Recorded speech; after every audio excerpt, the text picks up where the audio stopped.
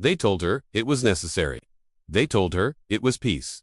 But as Alina stood at the edge of her family's settlement, watching the Apache riders approach in a cloud of red dust, peace felt no different from a sentence. The agreement had been signed days earlier, men with ink-stained fingers deciding the fate of a woman who had no voice in the matter. A fragile truce between settlers and the Apache demanded a bond stronger than words. That bond was her, Alina, barely 20, chosen not for her strength or courage, but because she was expendable enough to be offered. The name of the man she was to marry had been whispered long before she saw his face. Taza Red Wolf, an Apache chief, feared even by his own enemies. Stories followed him, like a shed of villages burned, prisoners spared only to suffer, a man with no mercy and no heart. Children were warned to behave, or Red Wolf would come for them. Women crossed themselves at the sound of his name. Alina had imagined a monster. What she saw instead unsettled her even more. Tase Azar rode at the front, tall and unmoving in his saddle, his posture rigid like stone carved into the shape of a man. His dark hair was bound neatly behind him, his face calm, unreadable. He didn't smile. He didn't scowl. His eyes dark, sharp, and impossibly steady passed over the settlement without curiosity or contempt. They stopped a few feet away. No dramatic announcement. No threats, just silence. Alina's father stepped forward, voice shaking as he welcomed the Apache delegation. He spoke of honor, of unity, of hope for a future without bloodshed. Alina barely heard him. Her heart thundered in her chest as Taza dismounted and turned toward her. This was the man she was meant to belong to. Not love, not choice. Belong. Taza studied her the way a warrior studies Tyrann, quickly, carefully, without emotion. When he finally spoke, his voice was low and controlled, carrying authority without effort. She will be treated as my wife, he said. No one will touch her. No one will insult her. That was it. No reassurance, no gentleness, no promise of happiness. Just terms. Alina felt something cold settle inside her. This marriage wasn't about her safety or her future. It was a transaction. She was a symbol passed between worlds that despised each other as they rode away from everything she had ever known. Alina looked back, once at her mother's tear-streaked face, at her father's bowed head, at the home she would never return to. No one followed. No one stopped them. The Apache camp came into view by nightfall. Fires dotted the land like watchful eyes, and conversations quieted as they arrived. Alina felt the weight of dozens of stares, curious, suspicious, assessing. She wasn't one of them. She never would be. Taz. It didn't introduce her. He didn't touch her. He simply led her to a separate tent and spoke again, his tone firm but distant. You will stay here tonight. Food will be brought. She waited for more. An explanation? A warning? A command? Instead, he turned and walked away. That was the first night of her marriage. No ceremony. No vows. No tenderness. Alone in the dim tent, Alina sat on a woven blanket and tried to steady her breathing. Every sound outside made her flinch. The crackle of firewood, the murmur of voices, the distant howl of a coyote. She expected fear to overwhelm her, but what came instead was something sharper. Anger they had given her to a man everyone feared, and he hadn't even looked at her like a husband. She was not a partner, she was a price, and yet there was something unsettling about his restraint. A cruel man would have claimed her immediately. A monster would have asserted ownership. Taza Red Wolf had done neither. As the firelight flickered against the tent walls, Alina wondered which was more dangerous, the brutality everyone believed in, or the silence of a man whose true intentions were hidden behind a mask no one had ever questioned. By morning, Alina understood one truth. Clearly fear lived here. It lingered in the way the camp stirred at dawn, in how voices lowered when Taza Red Wolf passed, in how warriors straightened their backs and avoided his eyes. Even the children, barely old enough to speak, were pulled gently aside when he approached, as if his presence alone carried danger. No one challenged him. No one joked with him. No one smiled. And that, Alina realized, was worse than cruelty. Food was delivered to her tent by an older woman who refused to meet her gaze. When Alina tried to thank her, the woman stiffened, nodded once, and hurried away. The message was clear. Association with the chief's wife was not comfort, it was risk. Later that day, Alina was allowed to walk through the camp, though never alone. Two women followed at a distance. Not guards exactly, but watchers. Everywhere she went, whispers followed. She's the settler bride. She belongs to Red Wolf now. She won't last the winter. She caught fragments of story tales of a chief who showed no mercy, who punished betrayal without hesitation, who once let an enemy crawl for miles before death found him. Each story painted the same picture, a man carved from stone, unsoftened by love or regret. That night, she finally saw the man behind the legend. A disturbance broke out near the edge of camp. Raised voices. A scuff for Alina stepped out of her tent just as Taza emerged from the shadows, moving with controlled speed. He didn't shout. He didn't threaten. He simply spoke, and the chaos stopped. A young warrior knelt before him, blood on his lip, eyes filled with defiance and fear. Alina learned later the man had disobeyed orders, putting the tribe at risk. Taz. He listened in silence as the elders spoke, then he made his judgment. The punishment was harsh, public, unforgiving. Alina turned away, nausea rising in her throat. So the stories were true. That night, when Taza finally came to the tent they now shared, Alina braced herself. She sat rigid, hands clenched in her lap, prepared for whatever claim he might make. He did nothing. He laid his weapons aside, rolled out a separate blanket, and sat with his back to her. "You are safe here," he said quietly, without turning. "No one will harm you." She laughed bitterly before she could stop herself. "Safe?" Her voice shook. "Everyone here fears you, even your own people." He paused, just for a moment. "That is how it must be." Alina stared at his back, anger burning through her fear. "You let them believe you're cruel?" "Yes." "You don't deny it." "No." "Why?" Silence stretched between them, heavy and deliberate. "Because fear keeps them alive," he finally said. That answer haunted her. Days passed. Taza remained distant, present, but unreachable. He spoke to her only when necessary, always measured, always controlled. Never gentle, never unkind. She began to notice things that didn't match his reputation. He ensured she ate before anyone else. During times of shortage, she assigned guards near her tent without announcing it. When a child accidentally collided with her and fell, Taza knelt to the child's level, not to punish, but to check for injury. No one commented on it. No one acknowledged it, as if these moments didn't exist. Alina realized then that the tribe only saw what Taza allowed them to see: strength, ruthlessness, control. The rest, the restraint, the quiet protection was hidden away, deliberately invisible. One evening, she confronted him. "You don't have to be this way," she said, standing her ground as he cleaned his blade by the fire. "You could lead without fear." Taza looked up slowly, his eyes sharp but tired. "Fear is faster than trust," he said. "And it lasts longer." "For how long?" she demanded. "Until everyone believes you're incapable of love." His jaw tightened. "Love," he said flatly, "is a weakness enemies exploit." Alina saw something, then just a flicker. Pain, loss, something buried deep beneath the armor he wore so effortlessly. She understood, finally, that Taza Red Wolf was not cruel because he enjoyed it. He was cruel because he believed it was the only way to protect what mattered. And that realization frightened her more than the stories ever had. Because if the man everyone feared was hiding something this carefully, then whatever lived beneath the mask was powerful enough to destroy him. If fear had ruled Elena's first days, loneliness claimed the weeks that followed. Life in the Apache camp moved with a rhythm she didn't yet understand, guided by the sun, the seasons, and traditions passed down through generations. The people rose early, worked together, and gathered at night around shared fires. Laughter existed here, warmth existed here. Well, it's just not for her. Alina remained an outsider, marked not only by her pale skin and foreign clothes, but by the invisible wall that surrounded her as Taza, Red Wolf's wife. Women spoke to her politely, briefly, never lingering. Children stared, but were quickly pulled away. Even kindness, when it appeared, felt cautious as if too much of it might bring consequences. She tried to learn. She watched how the women ground corn, how they tanned hides, how they carried themselves with quiet strength. When she offered to help, some accepted with reluctant nods, others refused outright. She overheard whispers she pretended not to hear. "She won't survive here. She belongs to him, not to us. When he tires of her, she'll disappear." At night, the campfires glowed like distant stars, but Alina sat alone, wrapped in a borrowed shawl, wondering if she was already fading from the world she once knew. The language barrier made the silence heavier. Words failed her here, and without them, she felt smaller, less real. Teze noticed. He never asked how she was adjusting, never offered encouragement. But changes began to appear around her, like footprints in the sand. A young girl was assigned to help teach her simple words. A woman left fresh water near her tent every morning.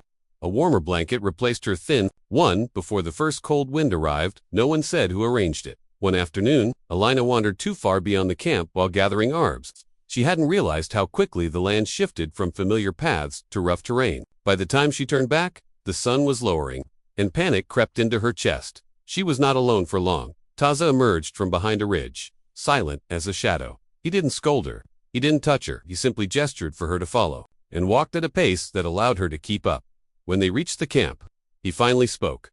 This land does not forgive mistakes. Elena's fear flared into anger. Neither do you, she snapped. He stopped and turned to face her. Up close, she could see the fine lines of exhaustion etched into his face. The weight of responsibility he carried like armor. I forgive mistakes, he said calmly. I do not forgive carelessness. She wanted to argue, but the words died in her throat. That night, she cried quietly into her blanket, mourning not just her lost home, but the version of herself who once belonged somewhere without effort. Days blended into weeks. Alina learned enough of the language to understand conversations, enough to feel the sting when they spoke around her instead of to her. She learned which paths were safe, which glances meant warning, which silences meant judgment. She also learned that survival here required strength, not brute force. But endurance. The Apache women were not cruel, she realized. They were cautious. Life had taught them that attachment could be dangerous, especially to a chief whose enemies watched constantly. One evening, an elder woman finally sat beside her at the fire. You are still here? The woman said, not unkindly. Alina nodded. I didn't know I had a choice. The woman studied her for a long moment. None of us ever do. That was the closest thing to welcome she had received. From then on, the resistance softened, not acceptance, but tolerance. Alina was given small tasks, small responsibilities. She was allowed to exist without constant scrutiny. And slowly, without realizing it, she began to belong, not as a wife, not as a symbol of peace, but as someone who endured. Through it all, Taza remained distant, but constant. Always nearby, always watching. She'll notice how he positioned himself between her and potential danger without drawing attention. How his gaze followed her movements through the camp. How no one dared raise a hand or voice against her. One night, Alina asked him quietly, why protect me if you won't let me in? The firelight flickered across his face as he considered her question.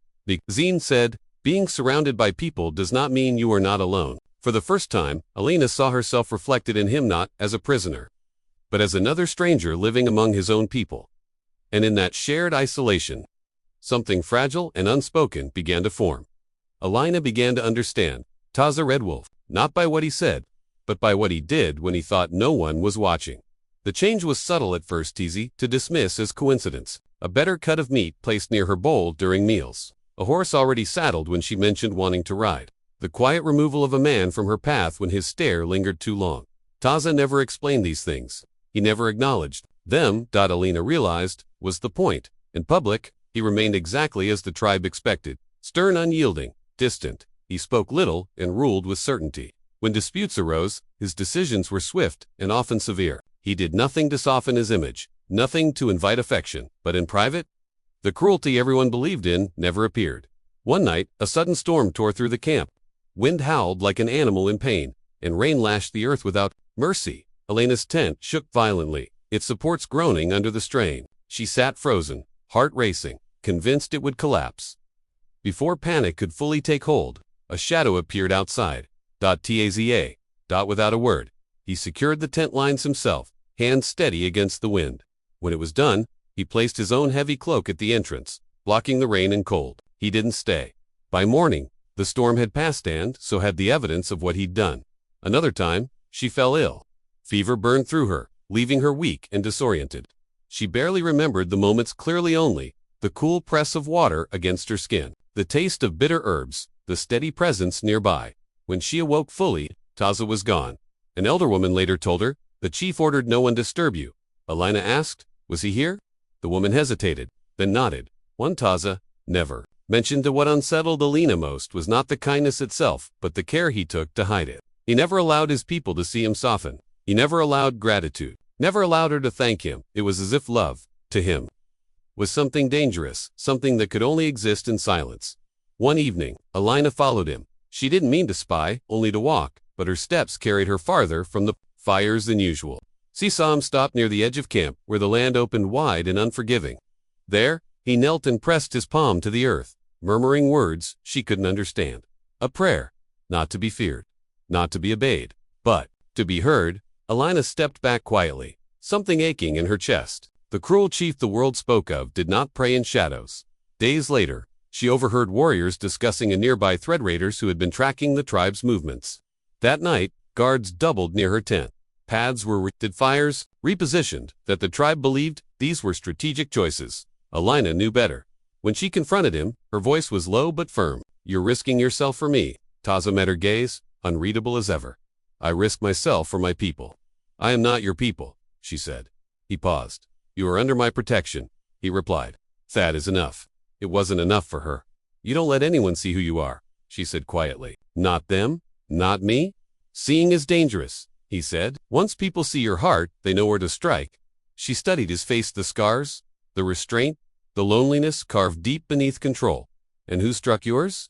For the first time, Taza looked away. The ends remained unspoken, but its weight hung between them. Alina realized then that Taza's reputation had not been shaped by chance. It was crafted, maintained, paid for with isolation. He had chosen to be feared so others could sleep without fear themselves. Love in his world was not a gift, it was a liability. That night, as they sat near the dying fire, Alina placed a small, carved token beside him, something she had made quietly over days. Unsure why. I know you won't accept thanks, she said, so don't. Taza looked at the token, then at her. He did not touch it, but he did not move it away. And in that stillness, Alina understood. The most dangerous thing about Taza Red Wolf was not his cruelty. It was the depth of care he carried. Alone, hidden, unacknowledged, and powerful enough to change them both. The truth did not come all at once. It arrived in fragments, half-spoken sentences. Old scars noticed too late, silences that carried more weight than words. Alina began to sense it after the night. She placed the carved token beside Taza, mentioned it, but the next morning it was gone from where she had left it. Not discarded, not returned, kept. That knowledge stayed with her. The opportunity to learn more came unexpectedly. Carried on the breath of an elder named Naylan, a man whose voice held the authority of years and loss. They sat together one afternoon while Alina helped prepare hides, the air thick with smoke and memory. You fear him, Naylan said, not accusing, observing. Alina hesitated. Everyone does. Naylan nodded slowly. That is what he wanted. She looked up sharply, wanted the elder's hand stilled. His gaze drifted toward the horizon, where Taza often stood alone. There was a time when Red Wolf laughed. The words felt impossible. He was not always chief, Naylan continued. He was a son, a brother, a husband. Alina's breath caught. What happened? Naylan's jaw tightened. He trusted peace. Years ago, long before Alina arrived, Taza had led with openness. He believed alliances could be built on respect instead of fear. He welcomed outsiders. He allowed enemies to approach under truce. One of them betrayed him. They came under the promise of negotiation and struck at night. The attack was precise, brutal. Taza's mate was killed first. His child after. Their deaths were not accidents. They were messages. Mercy, the enemy had taught him, was an invitation to slaughter. When Taza returned from burying his family, he did not cry. He did not scream. He changed. He burned the villages of those responsible. Naylan said quietly. He spared no one who raised a blade against us. And after that, no one tested him again. Alina felt sick, not from horror but from understanding. Fear had not been Taza's nature. It had been his armor. That night, Alina found him where she suspected she would, at the edge of camp, staring into the dark as if guarding the world itself. You had a family, she said softly. His shoulders tensed. He did not turn. You were not meant to know, he said. Why? She asked. Because it makes you human. Yes, he replied. And humans are vulnerable. She stepped closer, careful, not to cross an invisible line. You didn't become cruel because you wanted to. You became cruel because you loved. Silence stretched between them, fragile as glass. I loved, he corrected. Once, Alina's voice trembled. And you think that means you can never do it again? He turned then, eyes dark with something she had never seen before. Unrestrained, I think, he said slowly, that love paints a target on the hearts of those I protect. She shook her head. Fear does the same. It just takes longer. Taza looked away, jaw clenched. Fear keeps enemies at a distance. It keeps you alone, she said. The truth settled between them, heavy and unavoidable. Everything she had endured, her forced marriage, her isolation, his distance, was not because she meant nothing. It was because she meant too much. You married me to fulfill a treaty, she said. But you keep me at arm's length because you're afraid? I am not afraid, he said immediately. She met his gaze. You're terrified. The word struck deeper than any accusation. Taza exhaled slowly, as if releasing years of restraint. I will not watch another woman die because of me. Alina stepped closer, close enough now that the firelight touched them both. Then don't. Rule through fear. Rule through truth. Let them see that strength and love can exist together. That is not our way, he said. It doesn't have to be your ending, she replied. For a long moment, he said nothing. Then, quietly, you should hate me. I don't, Elena said. I see you. That frightened him more than hatred ever could, because being seen meant being known. And being known meant having something left to lose. As the night deepened, Taza did not pull away. He did not reach for her either. But for the first time, the space between them felt less like a wall and more like a bridge unfinished, uncertain, but possible. The man everyone feared was not heartless. He was a man who had loved once and survived it. And now, without meaning, too, he stood on the edge of loving. Again the attack came at dawn. The hour when the world was quiet enough to believe in peace. Elena woke to shouting, not the controlled voices of the camp beginning its day, but sharp cries that sliced through the morning air. The sound of hooves thundered in the distance. Too close? Too many? Before she could rise, the tent flap was pulled back. Taza, she began. Stay down, he ordered, already armed. His voice was different, noun, calm authority, no distant restraint. This was the voice of a man who had lost everything once and would not allow it again. The camp erupted into chaos. Raiders poured in from the east, faces painted, weapons raised. They moved fast, coordinated proof that fear alone had not kept danger away forever. Taza moved faster. He shouted commands that cut through panic like blades. Warriors rallied instantly, falling into formation. This was not cruelty. This was leadership sharpened by loss. Elena crouched in the tent, heart pounding, every instinct screaming to run, but she remembered his words. This land does not forgive mistakes. A scream sounded nearby, then silence. The tent shook as something struck its side. Elena gasped, frozen. Shadows flickered wildly against the canvas as firelight and chaos collided. Then the tent flap opened. Again, blood streaked Taza's arm, not his own, she realized, but someone else's. His eyes found hers instantly. Sharp with fear, he didn't bother to hide. You come with me, he said. No, she whispered. You need to lead. I need you alive, he snapped. He took her hand, not roughly, not gently, but desperately, and pulled her into motion. They moved through the camp as arrows flew overhead. Twice, Taza shifted his body to shield hers. Once, a blade came too close, and he caught it with a snarl. Fury unleashed. They reached a narrow ravine just beyond the camp, a fallback point Elena hadn't known existed. Wait here, he said. I won't, she replied, voice shaking, but firm. He stared at her, torn between command and terror. If you stay, you may die. And if you go, she said, you might. Something broke in his expression, then control cracking under fear. Do you know why? Thou will come for you, he asked harshly. Yes, Elena said. Because they think hurting me will break you. He flinched. That is why I kept you distant, he said. That is why I wore the mask. And it didn't work, she replied softly. Because you love anyway? Ahorn sounded. Closer now. Taza swore under his breath. If anything happens to you, it won't, Elena said. Not because you're feared, because you're fighting for something. He left her then, disappearing back into the chaos. Minutes stretched like hours. Elena pressed herself against the stone, listening to the clash of steel, the shouts, the raw sound of survival. She prayed not for herself, but for the man who had learned too late that love did not weaken him. It strengthened him. A writer found her. He lunged from behind the rocks, eyes wild, blade raised. Elena screamed, and then the world exploded into motion. Taza appeared from nowhere. The fight was brutal and fast. There was no hesitation, no restraint. When it was over, Taza stood shaking, breath ragged, blood dripping from his hands. Not all of it was his.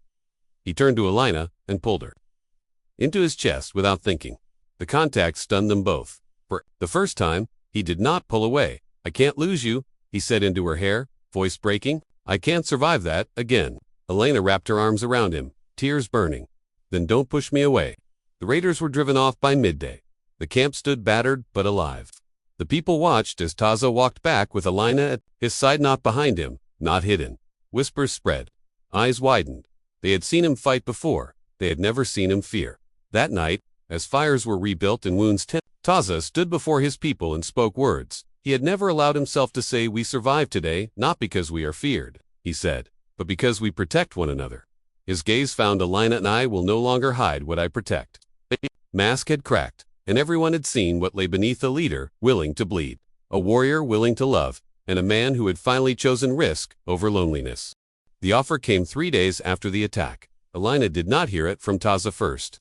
She heard it from the wind of whispers that followed her through the camp, voices that no longer sounded wary, but curious. Outsiders had arrived under a white flag.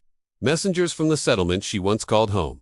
They had come for her. A new treaty, they said, one written in urgency and guilt.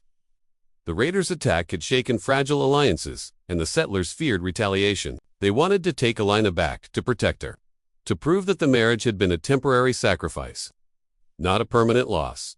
Freedom. Wrapped in apology, Alina stood at the edge of the camp as the words reached her, her chest tightening. With emotions she had not expected: relief, fear, and something dangerously close to grief. This was what she had wanted once. To leave, to survive, to return to a world where her language was spoken and her place was understood. Now the thought of leaving felt like tearing something out of herself. Taza did not try to stop her when she told him. He listened in silence, his face unreadable, his posture rigid. When she finished speaking, he nodded once. "You should go," he said. The words struck harder than any refusal. "That's it?" she asked. No argument. "This life was never meant for you," he replied evenly. "You were given to me, not chosen. Now, you have a choice." Alina searched his face, looking for the fear, the desperation she had seen during the attack. It was gone. The mask was back. "They'll escort me safely," she said, her voice quiet. "I could leave tomorrow." "I know," he said. She waited for him to say more. He didn't. That night, Alina walked through the camp one last time more, so she told herself. Fires burned low, children slept curled beside their mothers, and the land breathed with familiar sounds. This place that had once terrified her now felt known. She stopped at the ravine where Taze had fought for her life. She stopped at the fire where an elder had finally spoken to her like an equal. She stopped at the place where she had learned that belonging was not always given, it was endured into existence. When she returned to the tent, Taza was there, seated near the fire, sharpening his blade. The steady scrape of stone against metal filled the silence. "If I leave," Alina said softly, "will you be relieved?" He did not look up. "I will know you are safe." "That wasn't my question." The blade paused. "Yes," he said, quietly, "and no." She sat across from him, close enough now that distance felt like a lie they were both tired of telling. "You once said love is a weakness. Enemies exploit," she said. "Do you still believe that?" He considered her carefully. "I believe love gives enemies leverage. And yet," she said, "you let them see me today. You let them see that I matter." He met her gaze. "Because hiding you did not protect you. It only protected my fear." Elena's throat tightened. "If I go, will you go back to being the man they fear?" "Yes," he answered without hesitation. "And if I stay?" The question hung between them, fragile and dangerous. Taza stood then, towering but uncertain. "If you stay," he said, "you stay. Knowing that loving me means living with risk. With enemies who will never stop watching. With a man who may fail you." Alina rose to face him. "And if I leave, I live knowing I walked away from a man who finally chose truth over fear." For the first time, Taza looked afraid, not of enemies, not of war, but of her answer. "I will not ask you to stay," he said. "I will not trap you again." Alina stepped closer, her voice steady despite the storm inside her. "You didn't trap me, Taza. You protected me until I was strong enough to choose." She reached into her satchel and pulled out the carved token she had made weeks ago, the one he had taken and hidden away. She placed it back into his hand. "I choose," she said, "to stay." His breath caught. Not in triumph, in disbelief. "You are free," he said hoarsely. "You owe me nothing." "I owe you nothing," she agreed. "I give you everything willingly." Taza closed his hand around the token, as if it were something sacred. He rested his forehead briefly against hers, gesture intimate, restrained, full of reverence. Then he spoke the words he had buried for years. "I love you," he said, "and that terrifies me." Alina smiled through tears. "Good, it means you're alive." At dawn, the messengers left without her. And as the camp awoke, the people saw something they never had before. Lina standing beside Taza Redwolf. Not as a bargaining chip, not as a shield, but as a woman who chose him. The choice had been made, and nothing would ever be the same again. The change did not happen overnight. It never does when fear has ruled for so long. The morning after the messengers left, the camp awoke to a quiet unlike any before. There was no announcement, no declaration of a new order. Taza Redwolf rose, armed as always, his posture firm, his expression controlled. But Alina walked beside him, not behind, not hidden, beside. The people noticed immediately. Some watched with confusion, others with unease, a few with open suspicion. This was not how things had been. This was not the image of the feared chief they had built their certainty upon. Caz, I let them see it anyway. Leadership, Alina learned, was not proven through speeches, but through consistency. Taza did not abandon strength. He did not soften justice. Where it mattered, those who threatened the tribe were dealt with decisively. Orders were still given, boundaries still held. But fear was no longer the only language spoken. He listened more. When elders spoke, he did not dismiss them. When warriors questioned strategy, he answered, instead of silencing. When children ran too close, he knelt instead. Of glaring, the tribe did not know what to do with this version of him, neither did their enemies. Word spread quickly across the land. The feared Red Wolf now ruled with a woman at his side. Some believed it meant weakness. Others believed it was a trick. The first test came with another threat, not raiders. This time, but negotiation. A neighboring tribe sent emissaries, cautious and heavily guarded, expecting intimidation. They found none. They found honesty. Taz spoke plainly. He did not threaten. He did not boast. He laid out consequences and cooperation with equal weight. Alina watched as the emissaries left unsettled, not frightened, but thoughtful. That was more dangerous than fear. An elder murmured afterward. Taza nodded. Fear ends conversations. Truth begins them. Alina's place in the tribe shifted. Slowly, women began to seek her out, not as an outsider, but as someone who had endured what they understood. She learned their language fully. She learned their stories. She shared her own. She was no longer the settler bride. She was Alina. At night, when the camp slept, she and Taza sat by the fire, speaking of things neither had allowed themselves to imagine before tomorrow. Seasons. The idea of a future that did not end in blood. I used to believe power meant standing alone, Taza said once, staring into the flames. Now I see it means choosing who stands with you. Alina took his hand. And letting them see you stand. There were losses still. Enemies tested boundaries. Old fears surfaced. Some within the tribe never fully trusted the change. But something irreversible had begun. Children no longer flinched at Taz's approach. Warriors followed him not just out of fear, but loyalty. And Alina, once a symbol traded for peace, became proof that peace could be chosen, protected, and lived. Years later, stories would change. They would no longer speak only of the cruel Apache chief. They would speak of the man who was feared because he had loved, and the woman who saw that love and did not run from it. They would speak of a leader who ruled with strength sharpened by compassion, and of a marriage that began as a sentence, but ended as a choice. On the night of their true union treaty, no witnesses beyond fire and stars, Taza placed his forehead against Alina's and spoke the final truth he had once hidden from the world. I was wrong, he said. Love is not a weakness. Alina smiled. No, it's the courage to be seen. The fire burned low. The land breathed quietly around them. And for the first time, Red Wolf did not stand guard against the dark.